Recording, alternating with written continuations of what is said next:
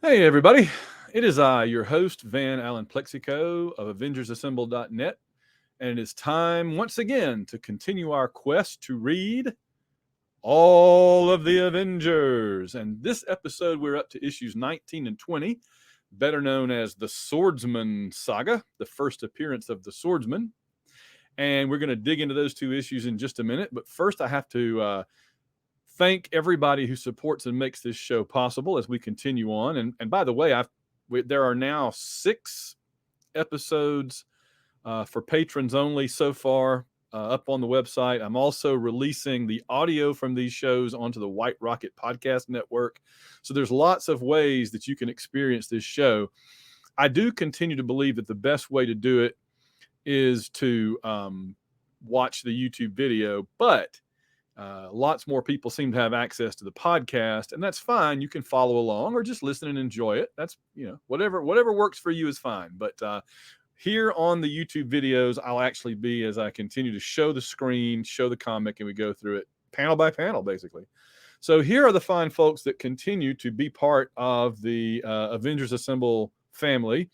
They include MVP Captivating Kathy Bright, No One Fights Like Gaston, Earl Ricks, David Wright, and Emmanuel Seaman.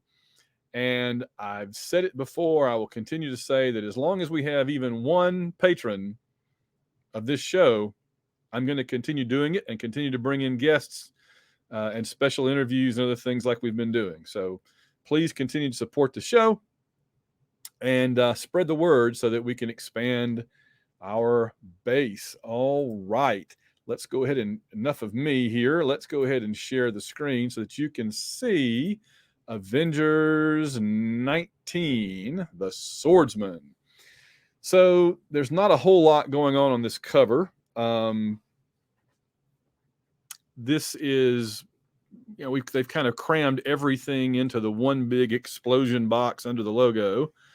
Marvel proudly, and I do love, though, and I've remarked about this in different ways before, but I do love how in this era, and this is the summer of '65 that this issue came out, I do love that in that era, everything that they did, Marvel, I think, again, mostly Stan, right? But his Stan's kind of bombastic style became Marvel's house style. So it probably all comes from Stan, but it wasn't limited to Stan, right? But I do love how that Marvel style was that anything they did was the greatest, the most exciting in the history of whatever, and they proudly announce, there's something about how they just presented every little, if Stan had swept the break room in Marvel's offices, he would have put up a banner, Marvel proudly announces the greatest sweeping in the history of housekeeping. And I'm not making fun of that in the least. I think it's cool because what it did, especially back then, when you're competing with movies and TV and books and things, and you're competing with DC and other comic companies, is it really gave a very specific personality and style and flavor to Marvel that nobody else had. And clearly, they don't do that anymore, but that's in their blood. It's in Marvel's blood that they don't have to say things like that anymore. We just it's in the back of your head, you know what I mean? You pick up a Marvel comic and you go, this is probably the greatest whatever in the history of, So I like it. We've got a floating heads issue, kind of. They're in circles. I believe this is a Jack Kirby cover. Could be wrong. I think I looked it up on the database earlier, and it was Kirby and maybe Wally Wood even. I think Wally Wood starts to ink some of these covers. Or maybe Don Heck. We'll see. But anyway, so you've got Cap's kooky quartet in action in the little spaces. You still got Wanda in that really weird mask thing that she wore. That just can't go away soon enough for me. And they keep changing the color of it. She's literally the Scarlet Witch. How hard is that, But the other thing of note, I think, with this issue is, the House of Ideas. Yeah, we always like to see that term used for Marvel. But the other thing of note is this is the month they started putting Marvel Pop Art Productions. on the cover. And I looked that up about a year ago, and I don't have the greatest memory in the world for some things, but it seems like I read that what they did was they got into this whole, it's the mid 60s, you know, kind of a, I guess like an Andy Warhol period of pop art. And they just wanted to position Marvel as like a comic book extension of this, you know, of the pop art movement, the, you know, kind of the hippies, the that whole era. It just had to be reflected in the comics, and that was pretty much one of the ways that they did it. So, all right, moving on. So this is the coming of the Swordsman, and I'm gonna say this multiple times during our show. He has a sword. That's it. Clearly, he's very skilled with it. By the way, if you don't know, the Swordsman did appear in the Hawkeye Disney Plus series, which I was shocked. You know, in retrospect, I think back and go, well, of course, where else would he appear but in Hawkeye, because he was Hawkeye's teacher or whatever. But as we find out in flashback here, but I just didn't expect the Swordsman to turn up in the on Disney Plus. So there you go. But yeah, there he is. But what I'm getting at, he's got a sword, and they try to have him do everything with his sword. And I'll let you be the judge of how effective that is. Stan Lee, Don Heck, and Dick Ayers still kind of settle into that routine now. And Artie Simek, the letterer, we still don't know who the colorist is. So the first thing that we learn on this splash page is the motivation the Swordsman has. Like in these two issues, he has a different motivation in the first issue, and he has a different motivation in the second issue. But the one in the second issue makes a lot more sense, even though it's a little more complicated. But the Swordsman's motivation in this first issue is to attack the Avengers and force them into letting him be a member so that he can then get an Avengers ID card. And I just happen to have one right here on my desk. It should have my picture in it as Van Man or whatever my identity is. It was signed by President William Clinton and by Henry Peter Gyrick. As you can see, those of you watching on the video can see it's signed by that. And on the back, it is glossy. And yeah, I mean, with this right here, this baby, you should be able to get into any high security facility in the United States government. Or as one Jarvis Head notably said, basically get a hot date on a Saturday night. Hey, baby, how'd you like to go out with an Avenger? So, you know, I can't argue with that. So, yeah, so he wants this. The Swordsman wants what I already have right here, an Avengers official ID card. The question I have is, why would he think the Avengers would make him a member and give him an ID card? Because he, like, I don't know. It just, I guess he thinks he can demonstrate his value and then they'll let him sign up. But by attacking them, it just all seems strange. I don't know. It's kind of what Hawkeye did, though, I guess. But anyway, all right. I don't know. I'm still wrestling with this whole story. All right. So here's the Kooky Quartet, and Swordsman gets inside, and he is met by Wanda and Pietro. And again, we see one of his ways of using his sword. He spins it like a propeller, as Pietro says, throwing it. Wanda uses her still very ill-defined power. And I got to tell you, by the mid-70s, her powers are still very ill-defined. So, you know, do what you will with them. So there's some misunderstanding and confusion, and they fight. And he actually thinks to himself, with my sword stuck in the panel, I'm no match for Quicksilver's speed. I've got to try another tactic.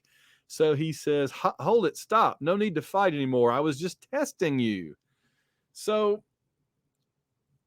if his new tactic is he's testing them to see how good they are compared to him, what was his original tactic? Just to defeat them and then tie them up, and then when they wake up, say, "I'm now in charge of your team"? I mean, I feel like he's coming at this from the perspective of like a Baron Zemo rather than a Hawkeye who thinks I can demonstrate that I'm on the straight and narrow now and deserve to put my skills to good use.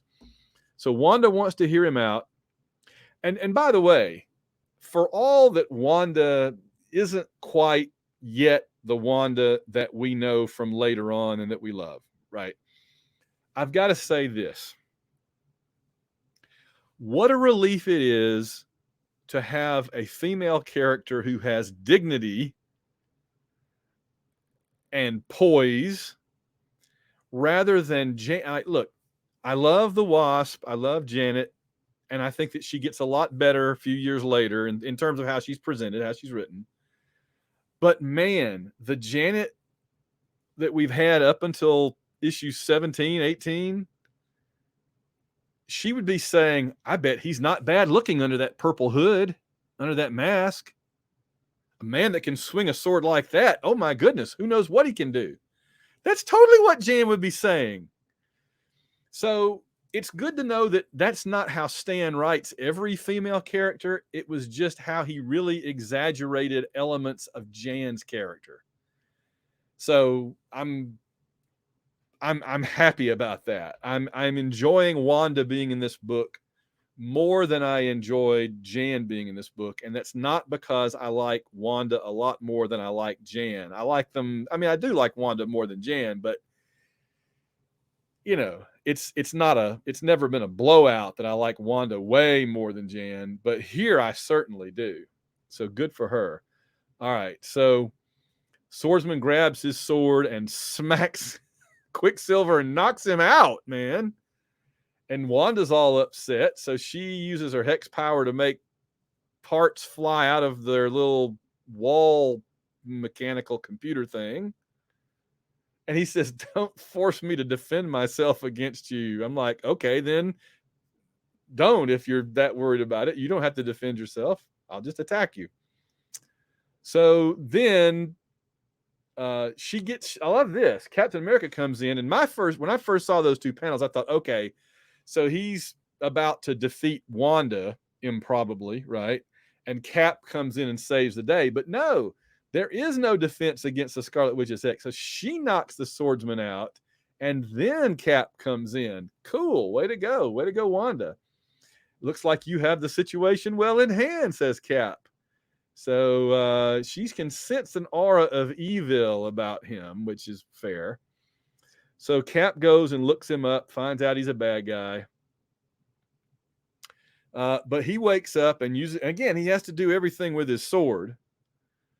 So he uses his sword to cut the power, and the lights go off. And by the time they get the emergency lights on, the Swordsman has escaped. So Cap lets basically, I don't know if he orders, but he allows, authorizes, goes along with. See, that's part of the question that these issues raise is how much power does Captain America have over the other three Avengers? Because honestly, Hawkeye doesn't want it to be any. Quicksilver's doesn't love Cap having much power over him, and Wanda's very respectful. So that's kind of how the three of them view it. But good old Hawkeye has certainly replaced Jan in terms of a most annoying Avenger. The problem is Hawkeye is way more annoying than Jan ever thought about being. And I've said this over and over, right? I know that there are a lot of Hawkeye fans out there, and I'm sorry. I want to like Hawkeye, and I always say, the Hawkeye that we get in the late 70s, early 80s, and then the Hawkeye we get that leads the Thunderbolts later. I really like that Hawkeye. He's great. He's cool. But he's so insecure and yet arrogant in the mid 60s issues. He's just such a pain. I mean, I guess Stan was writing him as the lovable scoundrel, smart aleck or something, but he's so, I can barely bear him, it's just, So anyway, Cap tells Wanda and Quicksilver, you guys go and look for the Swordsman. I'm going to work out or something. And Cap is telling us here in his talking out loud that he wrote you remember we saw this right a couple of issues ago. Cap wrote a letter to Nick Fury. I love that we're in an era there where Cap writes a letter to Nick Fury, because now he would be he would like get on some kind of communicator system or whatever. But apparently Nick Fury's missing anyway, so Cap probably wouldn't have been able to get in touch with him. We'll get to that in a minute. So Cap wrote a letter to Nick Fury saying, now this was how I thought the letter was, from Steve Rogers, Captain America, to Director Fury of S.H.I.E.L.D.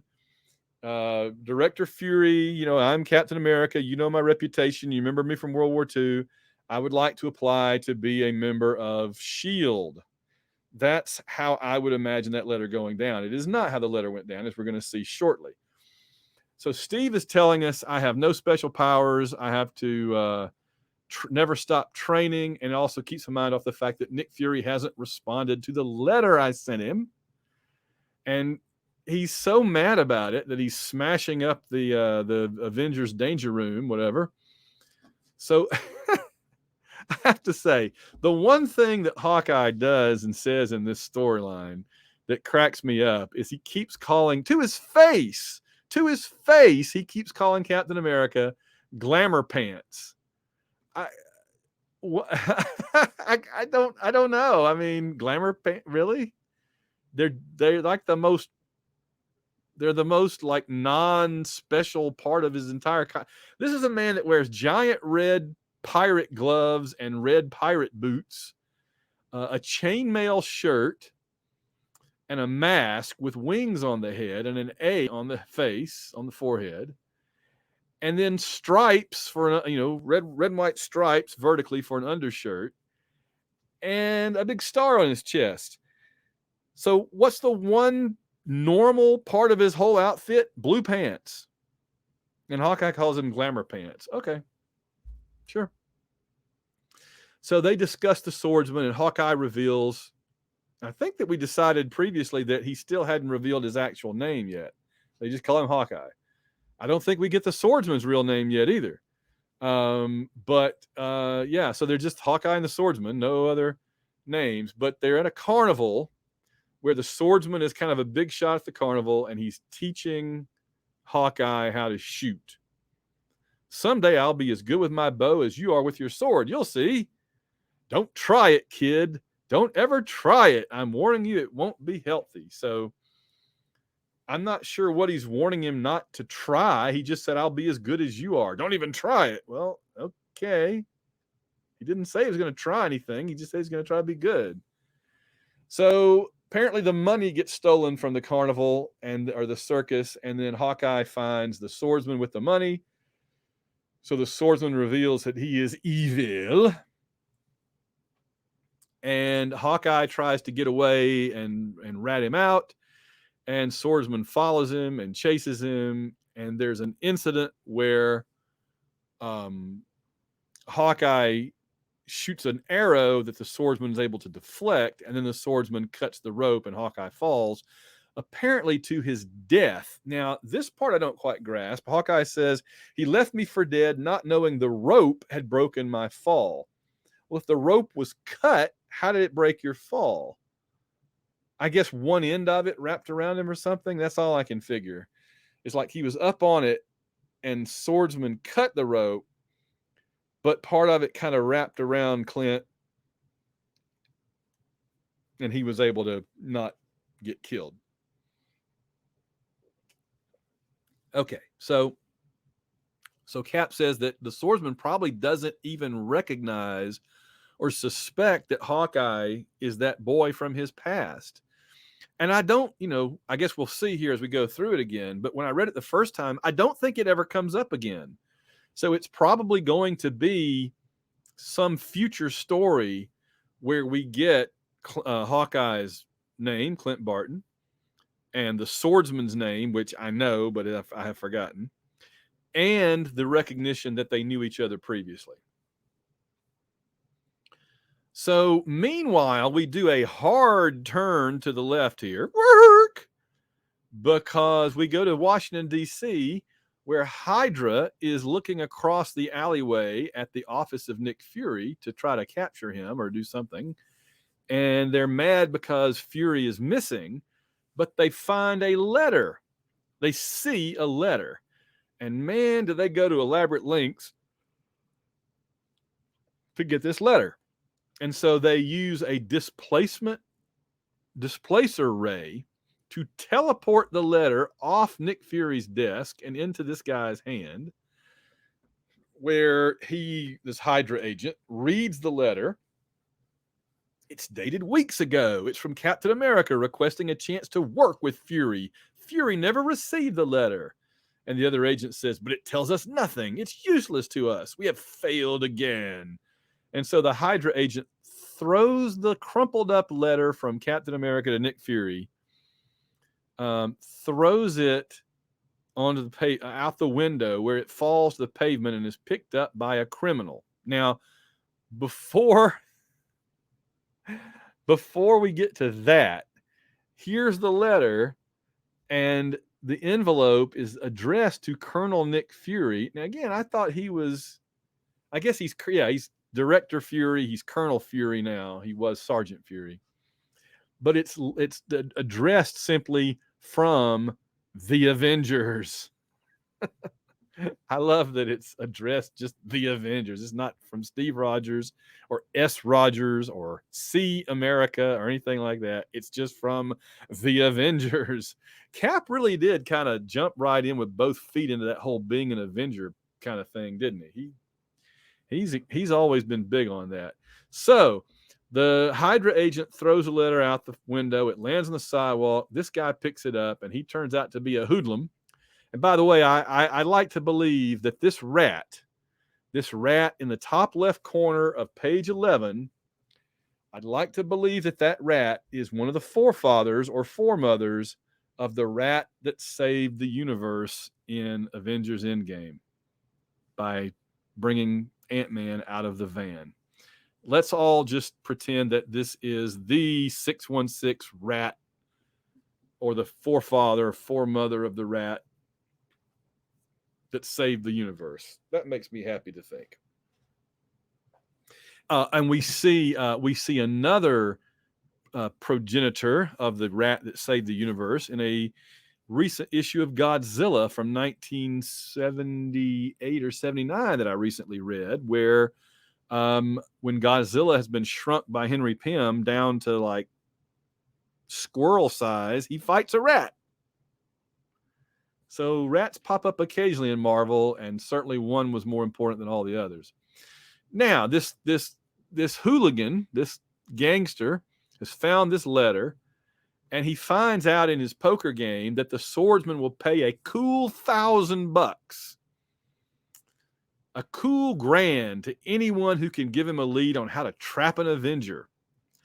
So he goes and meets the Swordsman in this warehouse. And the Swordsman really does talk like a villain. I mean, his whole persona is Marvel villain of the 60s. He says, when he says, I figure this, the gangster says, I figure this letter will be worth 1,000 clams to you, Swordsman. And the Swordsman says, I'll be the judge of that. Give it to me. And the guy's like, hey, wait a minute. You can't. Can it be you don't trust me, little man? Well, no, I didn't mean that, honest. Ah, so Captain America wants to join Nick Fury's organization, eh? This could be what I want. Then I'll get my dough. Sure, after I've trapped him. Now get out. You've served your purpose. I mean, that sounds more like Baron Zemo than a guy that's going to join the Avengers, doesn't it? Stan just kind of gets this personality going with all of his villains that are they're something. So, and they don't sound like heroes. So Cap, so apparently between panels here, it says, and so the next day, between panels, the Swordsman writes a fake letter to Captain America, pretending to be Nick Fury, and is like, sure, Cap, come on down and join S.H.I.E.L.D. We'll have a great time. And Cap's just jumping for joy. I got my answer. Fury wants me at last. This sounds like Rick Jones if they let him in the Avengers. And in fact, that's what Steve should have said. Like the Quicksilver and Wanda are like, "Oh no, you're gonna leave us." And he should have been like, "That's okay. I'll have Rick Jones come over and join up. You'll be the four of you'll be great together." And Rick would be doing cartwheels like this. But Quicksilver says, "I do not like it. What gives you the right to be a part-time Avenger?" And Wanda says, "Easy, Pietro. Do not anger him." Would that really anger Cap? I don't know. I mean, it's a fair question. But Cap doesn't like that. So Cap says, "My entire life gives me the right, mister. When you can point to a record like mine, then I'll discuss it further with you." And Hawkeye, ever helpful, Hawkeye says, "Now I know why you usually wear a mask. It's to hide your swelled head. Keep out of this, Hawkeye." To which Wanda thinks, "Never have I seen him so cold, so grim. Dude has just been doing cartwheels and he's grinning in the previous panel. Cap is grinning, and Wanda says, "Never have I seen him so cold, so grim." I don't know. Okay, I guess he just did a 180 there when Hawkeye ticked him off. And Quicksilver says, "Very well, we cannot force you to stay. No, Quicksilver, that would be going back to being a villain like you used to be. So I'm glad you realize now that you can't force people to stay in your organization. That represents real forward progress on your part, Pietro, that you realize that. Very good. Magneto would have been like, 'You cannot leave me, fool. Bind him, Pietro. Tie him up,' So I think our old boy Pietro is learning how to be a hero, and that's good. Although I don't think he ever fully gets it, but ever. Quicksilver has always been right there. Quicksilver to me is kind of like Namor. They both have one foot in the hero and one foot in the villain world, and they've never entirely gone either way. They kind of like they're both really, really arrogant enough to think that they can get away with that. So I like how Cap says, "I'm not leaving. I'm just picking up some threads from an old life." That's good. But as he leaves, Hawkeye says, "In a way, this could be the best thing for all of us." And Quicksilver's like, "Indeed it could, Hawkeye." And Wanda's like, "I know what they're thinking. If Captain America leaves, each of them hopes that he will become our leader." To which I'm not sure why Wanda's not throwing her cowl in the ring too and trying to be the leader, but okay. I honestly don't know what's the big deal about being the leader, but we've talked about this so many times before that from the very beginning, Stan's attitude toward the Avengers has always been that it's all about seniority and membership and who is the leader and having meetings and having, it's all like they run it like a bureaucracy. And I guess there's things about that I like and appreciate, I like that they're like an organization. They're a club, they take seriously that they are together as a team and not just, a bunch of superheroes that hang out in somebody's mansion and go fight villains every now and then. I like that they take it seriously, but sometimes they do kind of make it a little ridiculous. All right, more of that coming up. Meanwhile, some people are breaking into a safe and they're getting away, and Hawkeye stops them. And when Hawkeye stops them with his barrage of arrows, one of the people he captures is the guy who found the letter. And that guy blurts out, "I didn't mean to help the swordsman trap Captain America. Honest, you got to believe me." There's a lot of words in that panel, but by the way, this is a 1, 2, 3, 4, 5, 6, 7, 8. This is another 10 panel page. Bless Don Heck's heart and Artie Simek. But I figured he was just going to say, "I didn't mean to help the swordsman trap Captain America by writing that letter based on the letter that I found that came down out of the window." And it's like a long convoluted thing. And Hawkeye is just, okay. Glamour Pants is walking right into some kind of trap, but he asked for it. Why should I butt in? He's a big boy now. And yet, even if he ain't my favorite pinup, I'm still an Avenger. So Hawkeye goes, again, this shows that Hawkeye is learning to be a hero, right? There's some interesting character development going on very much around the fringes of this issue, whether it be Quicksilver realizing you can't force people to do something anymore like they used to, or whether it be Hawkeye realizing that just because he doesn't like his teammate doesn't mean he should let his teammate walk into an ambush and get killed or whatever. You know, maybe just because you don't like him, you should actually try to not let him die or be kidnapped or something. So again, based on where these three characters are coming from as villains, this, it's silly as it sounds, this does represent a form of progress for them. So meanwhile, Captain America can't believe that this is where Nick Fury wants to meet him, in a rundown warehouse. Instead, of course, it's the Swordsman, and they fight. And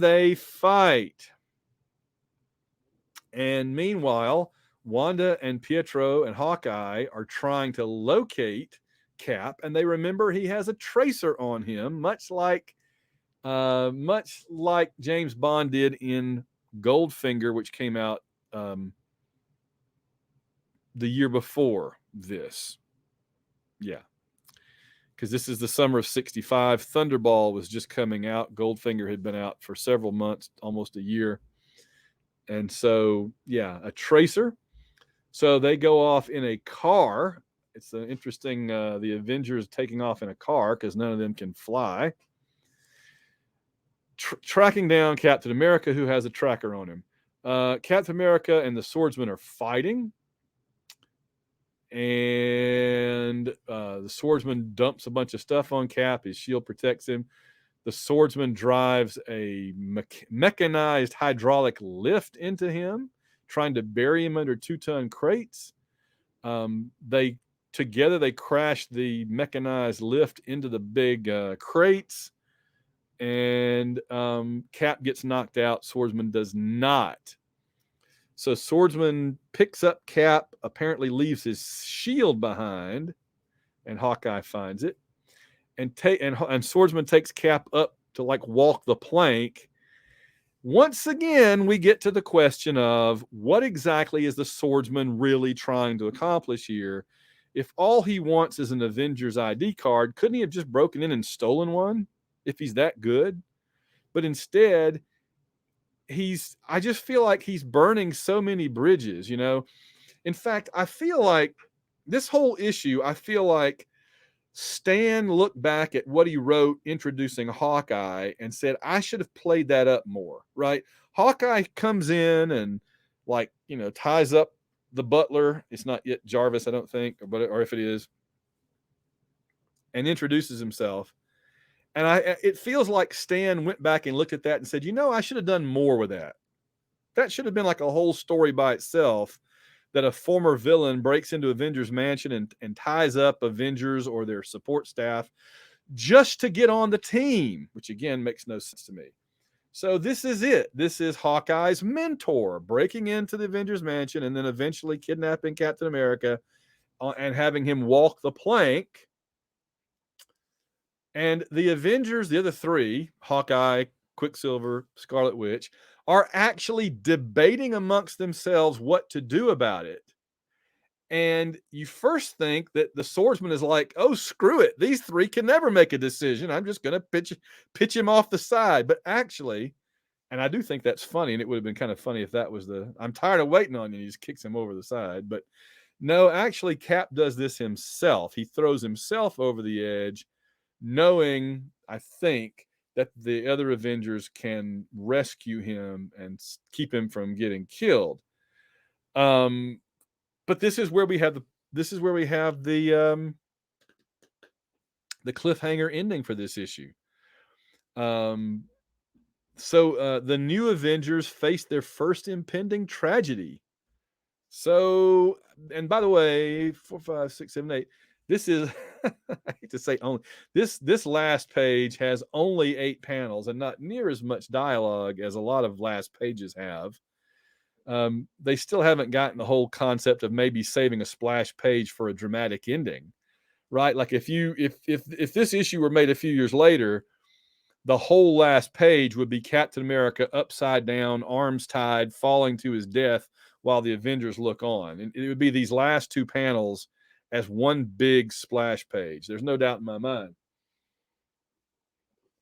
They didn't even leave room back then for like next. It's a box, but it's just a text, narrative box. It's not a next issue. Cap falls to his death, or anything. So, all right. So that got us through number 19, a very dramatic introduction of the Swordsman.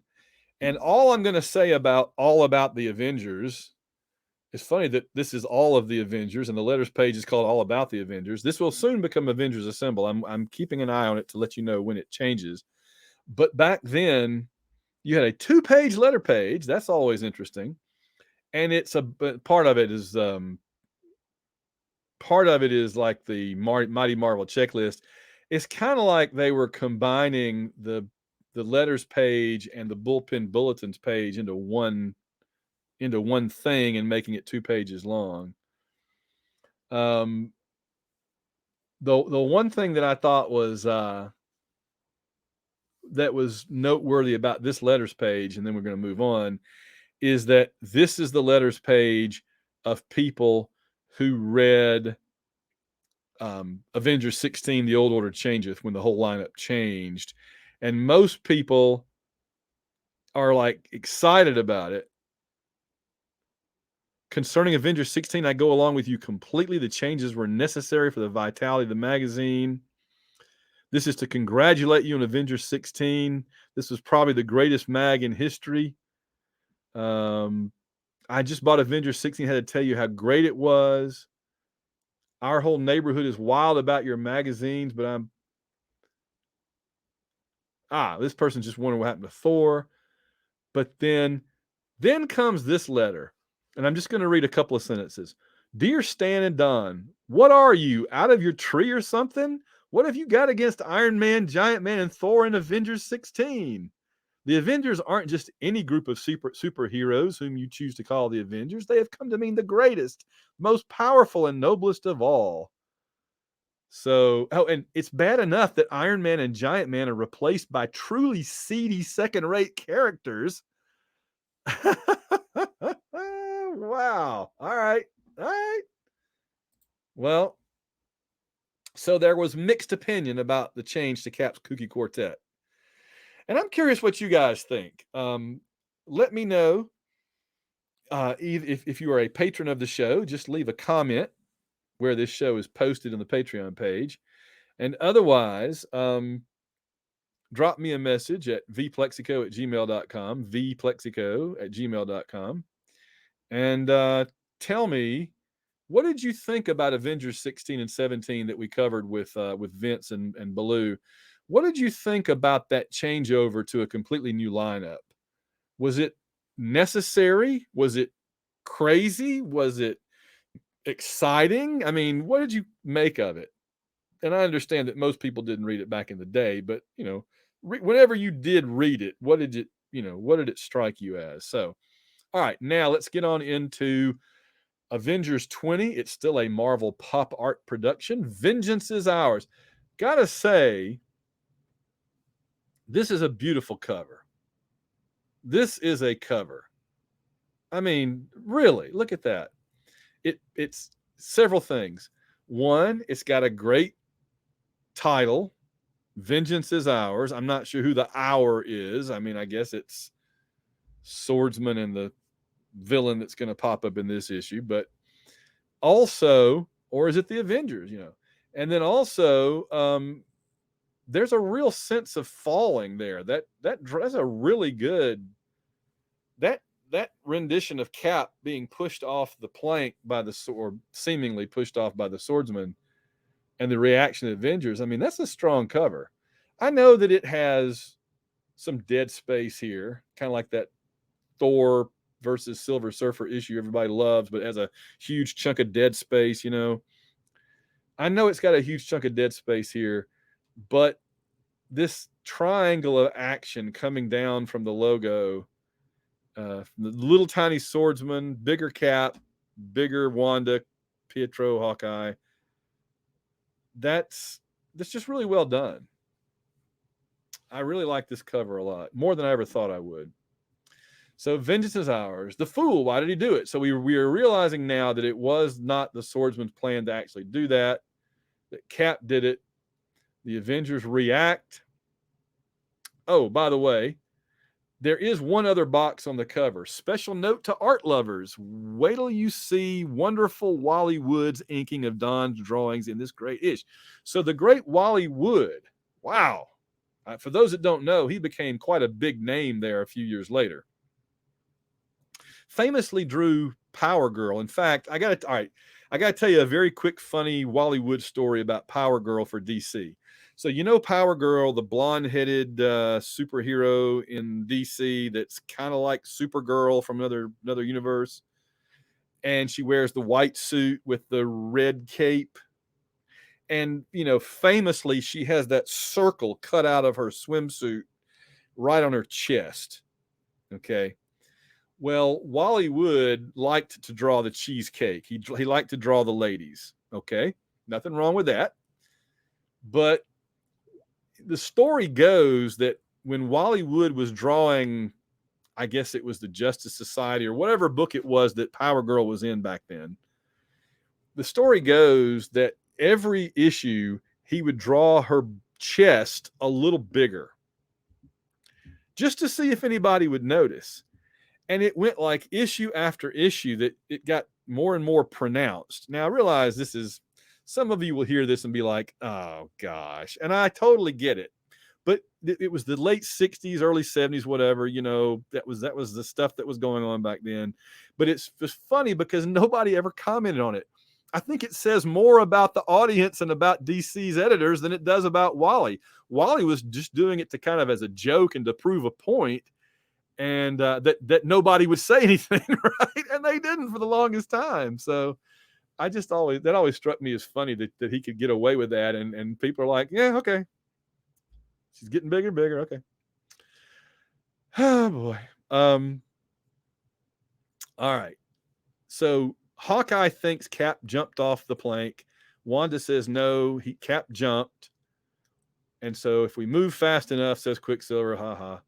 So Quicksilver goes and grabs a TV antenna and creates a wind gusher of incredible force to slow Cap's fall. Hawkeye uses an arrow to cut through the rope, and then Wanda causes rivets to come flying out of a girder, and it drops right where it needs to for Cap to land on it, somersault to safety, back in the fight again. Hawkeye shoots he shoots a cable for Quicksilver to go and get the shield, and Cap gets it. And now the Avengers are all back and ready to fight again. And the Swordsman is like, dang, that was impressive. He says, they are far more dangerous than I thought. Individually, each one is an enemy to be respected, but as a team, they're practically unbeatable. Now, yeah, as a guy whose superpower is I have a sword, I mean, because I have that superpower too. I have Aragorn's Ranger sword up in my bedroom. If I go get it, I'm not a superhero and I don't get to join the Avengers, okay? I know that you're skilled with it, but still, your superpower is you have a sword. Okay, and it doesn't even do tricks like Hawkeye's arrows yet, okay? Yet. So he's talking about the Avengers, the Cap's Kooky Quartet are practically unbeatable together.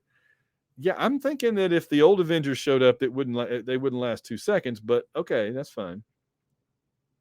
I know, Avengers 174 Hawkeye, I know, but still. So,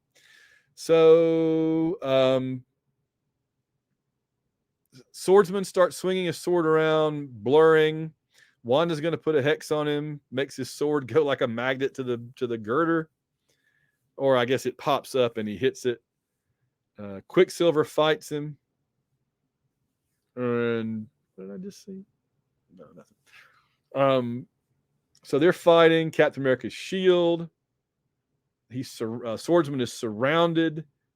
And just as Swordsman is trying to figure out what to do, surrounded by all 4 Avengers, he starts to disappear. And he says, this isn't my doing. It must be one of you.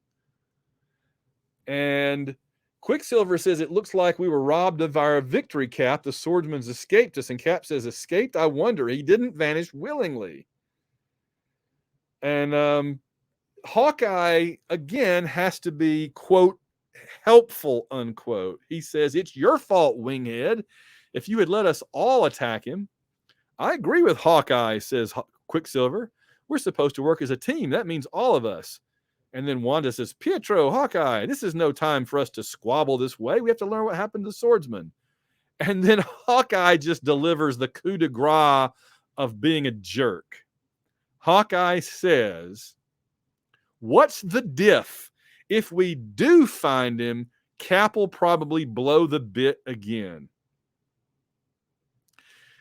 Now remember, 3 issues ago, Hawkeye was begging Captain America for the chance to be an Avenger. Oh, you are the greatest, and I'll do whatever you say. Right? Remember? And now he's been an Avenger for like 2.5 issues, and he just has no patience for Captain America. Can't wait to overthrow him and take over the Avengers, because he did used to be a supervillain, Hawkeye. And Cap will probably blow the bit again. He sounds like a politician, against one from the party or something. So Hawkeye continues to be the most annoying Avenger ever at this point. Meanwhile, they weren't even done. Quiet, says Captain America. All of you said enough. If it's a battle you want, Hawkeye. And Hawkeye says, it would be a pleasure, you shield-slinging square, but I don't pick fights with older men.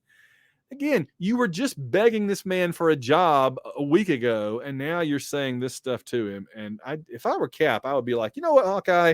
Why don't you go be a defender? How about that? Why don't you go join the freaking champions? I'm sure they'd love to have you, right? Oh, wait, maybe they only sign up superheroes that actually have a power. Okay, I don't know. Meanwhile, the swordsman appears from his transporting away, and he meets the Mandarin. Now, where to begin here? The Mandarin is Iron Man's archenemy. I have railed for years about his treatment in Iron Man 3. In fact, in the MCU, we never got the right Mandarin until Shang-Chi, where he basically took the place of Fu Manchu, who they couldn't use because of copyright. So we finally got the Mandarin in Shang-Chi and the Legend of the Ten Rings, whereas Iron Man is dead in the MCU by then. So we're never going to see the real quote-unquote Mandarin versus the real quote-unquote Iron Man in a Marvel movie. That really is depressing to me. We're just never going to see it. But the swordsman meets the Mandarin. All right, I got 3 issues with the Mandarin. I do love that he's Iron Man's archenemy. I appreciate that. But I've got 3 issues with him. One is the way he talks, and we're going to get to that. He says "also" a lot, and that's obviously a racial stereotype that, but it's 1965. Number 2, that mask. Why are you wearing a mask when you're not really so much a, Dr. Doom wears the mask because he's horribly disfigured. Baron Zemo wears the mask because it's literally glued to his face and he can't get it off, which is never stops being funny. Why is the Mandarin wearing a mask? He's like the ruler of part of China or something, and yet he's wearing a mask so that he can't be recognized. I just never understood that.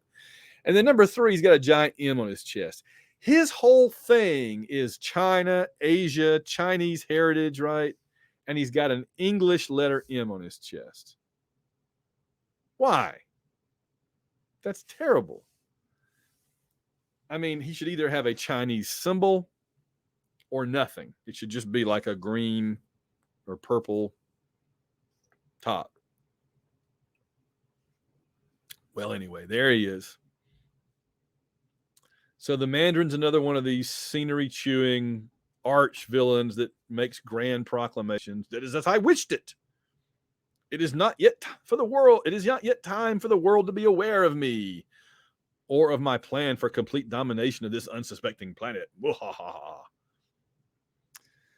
And now his mask turns red. It was I guess it's red. He's got the big M. I hate that so much. I love the Mandarin, but I can't stand the costume of that era.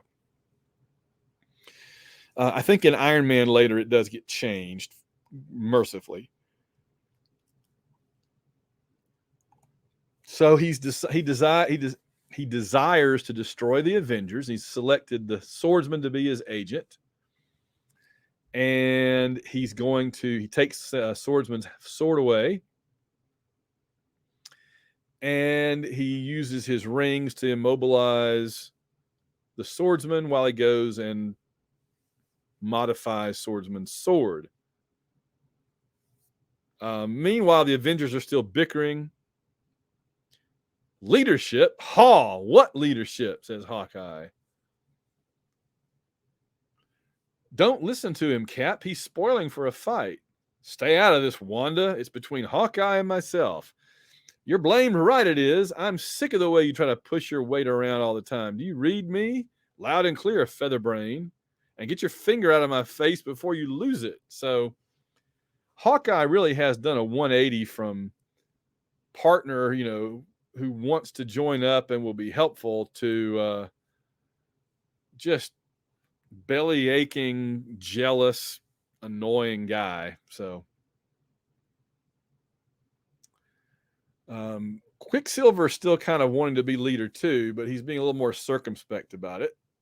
Perhaps someone have a care, Hawkeye. If Captain America's leadership is to be challenged, perhaps someone more capable than you should do it. And I love Hawkeye says, don't make me laugh. Take away your crummy speed, and what have you got? Okay, take away your arrows, Hawkeye. What do you like? What do you got? That doesn't work. That's a dumb thing to say. So Wanda kind of weighs in on Pietro's side there. And so they decide to have a race between Hawkeye's arrow and Quicksilver.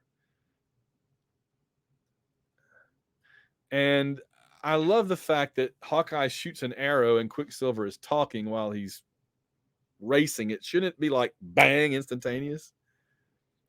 Things that go really fast in comics go really slow, it seems like.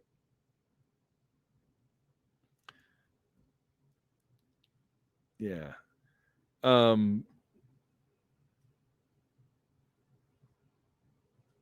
So Quicksilver wins the race. And no longer, Wanda says, will Hawkeye claim that his is the greater power. What power? Want to throw your shield and have me race it?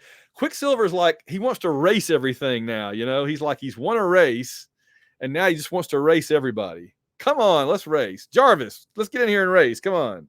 Who can make a peanut butter sandwich faster? You ready? Go. There it is. So Cap's like, no thanks. I get the message, Pietro. What about you, loudmouth? Big deal. What does one race prove? Says Hawkeye.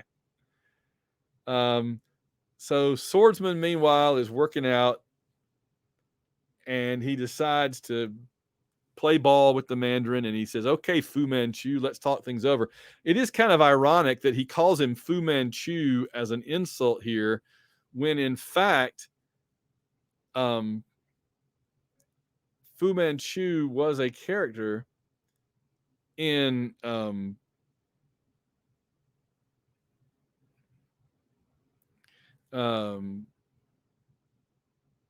well, I lost my train of thought. I'm sorry. No, but it is funny that Fu Manchu was a character in the Shang-Chi comic books, and in the movies they replaced Fu Manchu with the Mandarin, and here the Mandarin is called Fu Manchu. That's where I was going with that. Okay, sorry. So while he was trapped, Swordsman, Mandarin went ahead and added some weapons to the Swordsman's sword, giving him some of the powers the Mandarin has. And he says, but if you shoot me with something, it'll reverse and shoot you, so don't mess with me. And then the Mandarin and Swordsman is like, well, why would the Avengers accept me now when they wouldn't accept me before? And the Mandarin's like, oh, I'll show you why. I have this hologram of Iron Man that I've made that's fake. And so they send the Iron Man hologram to the Avengers, and Iron Man is like, yo, so let my boy Swordsman in. And the Avengers are like, well, we didn't want to let him in. We thought he was up to no good. And Iron Man's like, no, he's totally legit. Let him in. And the Avengers are like, okay, cool, Iron Man. And the Mandarin really kind of takes advantage of the fact that what we were talking about before, that the Avengers and especially Cap like to run this organization like it's some kind of little bureaucracy. And so, if one of the founding members wants to talk to him, they're going to bend over backwards to spare him some time to talk, even though it's not really him. And the Avengers themselves are a little suspicious and dubious of this because Wanda says, look, we have an unexpected visitor, meaning Iron Man. And Cap says, I don't get it. He's supposed to be battling the Titanium Man in Europe right now. Well, I'm sure he is. In fact, I've thought about digging that issue out. It is Tales of Suspense 70. Maybe I'll dig that one out and do a special episode on it. Probably on the Trial of the Gods with Thor, too. That's also been referenced a lot. But he says, I'm using my projecto image to talk to you because a matter of great importance. And the great important matter is to let the Swordsman join. And the Avengers can't quite believe it, but they go along with it because Iron Man's word is good enough for me, says Cap. And they treat him like he's royalty because he was one of the founders.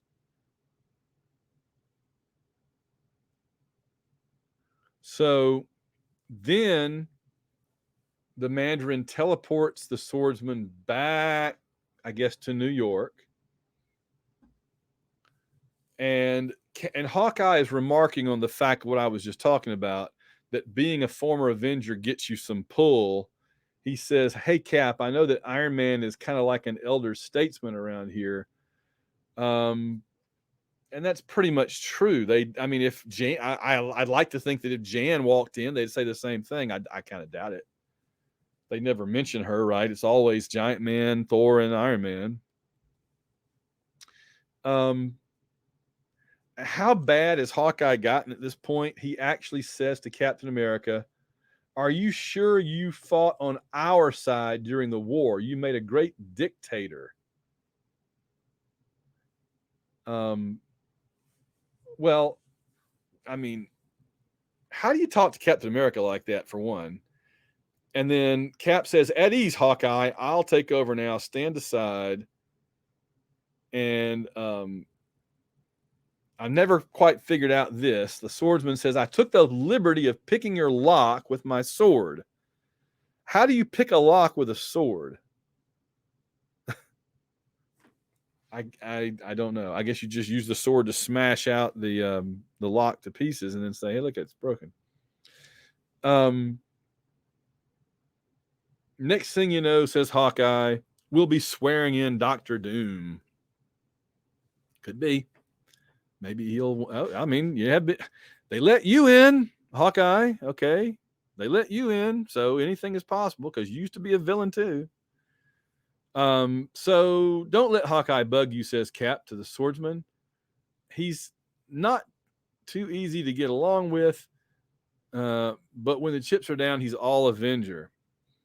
And Swordsman is like, he doesn't bother me. I can handle a dozen like him anytime. So again, whatever. So Cap's showing him around, but he says, I got to keep an eye on you. And we are told that the Avengers are constantly monitoring him 24/7 for like the next week or something. So the Swordsman is during a rest period. He's going to get something to eat or drink, and he takes that opportunity to plant a bomb in the Avengers mansion. Then so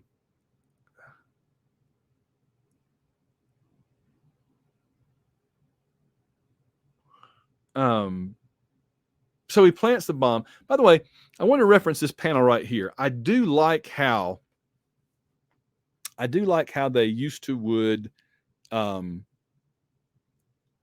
do these monochromatic panels. We talked about this a little bit with the Mole Man, I think a couple of issues ago, where something in the foreground is colored just like one color. And you can see Wanda here is very definitely scarlet. Even though it's not her costume, that's her hair, her face, everything. I have a feeling that if they recolored this with modern techniques digitally, it would just look like Wanda wearing her different shades of pink and red suit. But I kind of like this. I think this kind of works. And I like that the swordsman says, I wish I could save the Scarlet Witch. She's too beautiful to be harmed. So who knew that was a thing? But okay. Now the Mandarin projects himself to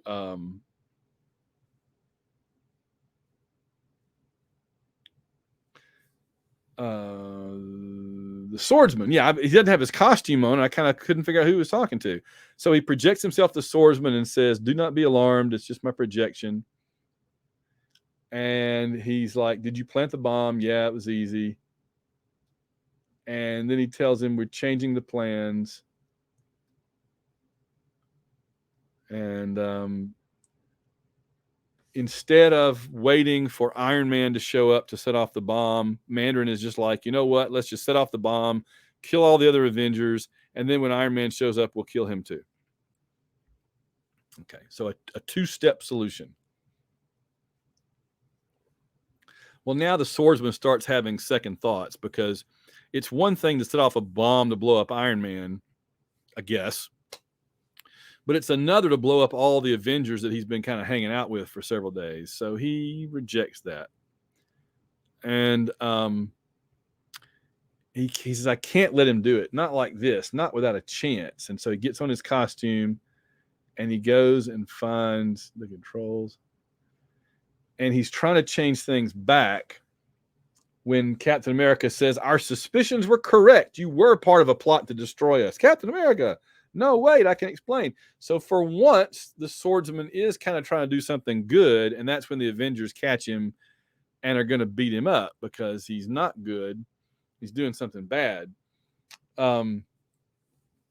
I'll bet you can explain, mister. You always were good at talking your way out of things, but now it's too late.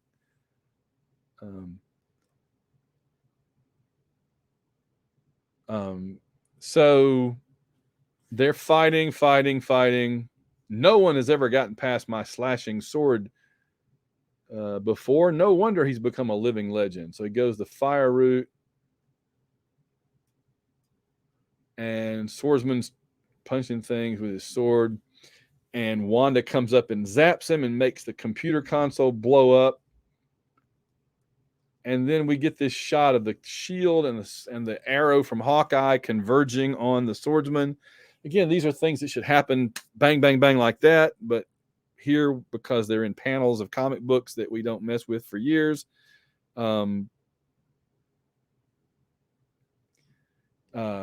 so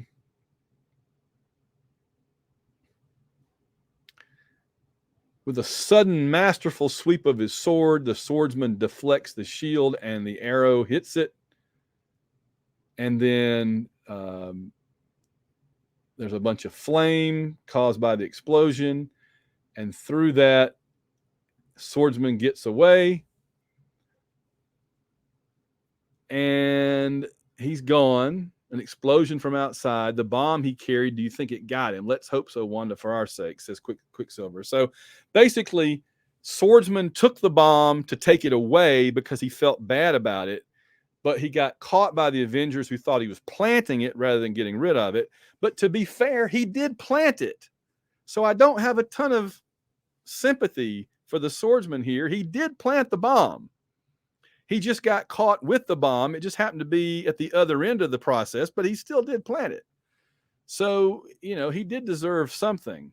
But it turns out that he's watching from the roof across the way. He says, I suspected the Mandarin would try something like that when he realized I betrayed him. Luckily, I threw the whole thing in the air as soon as I heard the mechanism begin to throb. Now it's over. The Avengers will be out to get me, and the Mandarin too. Too bad it had to end this way. There's something about being an Avenger, even a bogus one, that seems to get into your blood and never let go. And that's true, and that's why I feel like we're going to see the swordsman back again occasionally. And Steve Englehart loves him, of course, and brings him back in a big way once we get into like the 120s, 130s, I believe it is. And then to wrap it all up, never again will I take a partner, says the Mandarin. I failed because of the Swordsman. To avenge my honor, he too must be destroyed. So the Mandarin's list of his hit list is just getting longer and longer because he, picked the wrong ally. And his henchmen are lurking back there scared to death. And finally, Stan says, if you kind of suspect we'll be seeing some more of the Swordsman from time to time, we must admit there's a chance that you're right. As for Mandy, the Mandarin, he's harder to forget than a bee sting. So join us again next issue. We'll have a whole flock of surprises waiting for you, all with that slightly sensational Lee Heck magic. Till then, face front and be good to each other. Thank you, Jerry Springer, for writing the last part of this comic. But I think they even say in the letters page that Stan and Don Heck hadn't even figured out what's going to be in the next issue yet. So they can't even preview it yet. But I'm going to show you as we get to the end here. So, it's a Fantastic Four annual. Number 3? Okay. So just more letters, but I didn't see anything of particular interest here. Just more talk about the first adventure of the Avengers, the Cap's Kooky Quartet. And then, where is it? There's we can't tell you what's in store for you in our next Avengers issue because Stan and Don are just finishing Iron Man and haven't started on it yet. But we think we can safely say it will probably be worth 12 pennies of anyone's dough. And with Stan at the typewriter, Don on the pencil, and Wally on the ink, sounds like a swinging jazz combo, doesn't it? All right. Meanwhile, just to give you a sense of where other comics were at this time, this is Avengers number 20. Fantastic Four is at issue 43. Amazing Spider-Man is at 29. The X-Men are at 13. Daredevil is at 9. Thor is at 120 because they just incorporated the numbering from Journey into Mystery. Strange Tales is 137. Wow. Tales of Suspense is 70, but that'll become Iron Man. Tales to Astonish is 72. That's the Hulk and the Pims. And Sergeant Fury number 22. All right, gang. So that's been the Avengers 19 and 20. In the next issue, by the way, we get the evil Power Man, Eric Jostin, famous later as being a founding member of the Thunderbolts, I believe as Atlas. He goes by the name Power Man here. He has other names he's used. I think maybe Goliath at one point, right? He's had different names, just like Pym. But we'll see his origin. We'll see where he came from. And so let me know, what did you think about Avengers 19 and 20? And I guess we will reconvene in a couple of weeks or so to talk about Avengers 21 with the evil Eric Jostin Power Man. All right, so www.avengersassemble.net, and we'll see you guys in the next video.